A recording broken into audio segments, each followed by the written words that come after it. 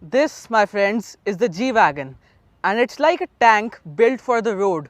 With its boxy design, it has no competition on the market. Now, I'm not just gonna read out a brochure to you. Instead, I'm going to talk about how the G Wagon feels like. Now, the ride quality in this is not as good as one might expect because its suspension is too soft. When you're sitting inside and there are bumps on the road, the G Wagon just bounces around like a child, and that is certainly not comfortable, but it's not also that problematic. The interior is not like a Mercedes. Instead, it's really old school with a trackpad, and the cabin is filled with dials, nothing like fancy electronics.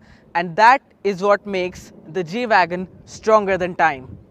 Moving on to the front, the G Wagon gets circular DRLs and indicators mounted on the top of the hood, which are a part of the design language of the G Wagon. On the side, you get these massive flared wheel arches, which you might as well call them wide body kits because they are just so damn wide, and it gives the G Wagon a rugged presence on the road. Moving on to the interior of the G Wagon is not as one might expect because there's nothing quite special about it except this handle.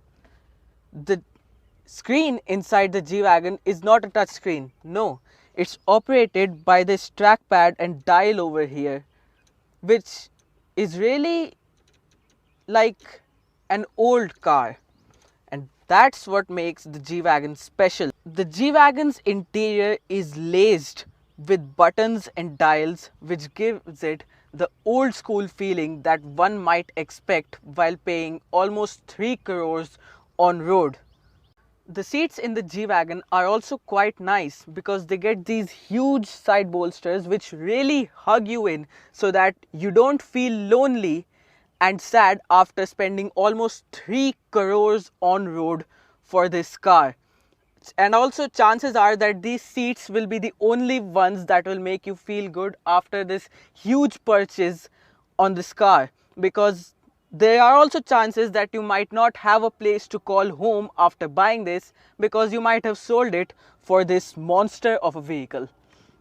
Overall, the G Wagon is really expensive.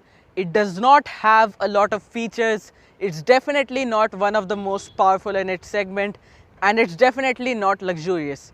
But none of that matters because at the end of the day, it's a G Wagon.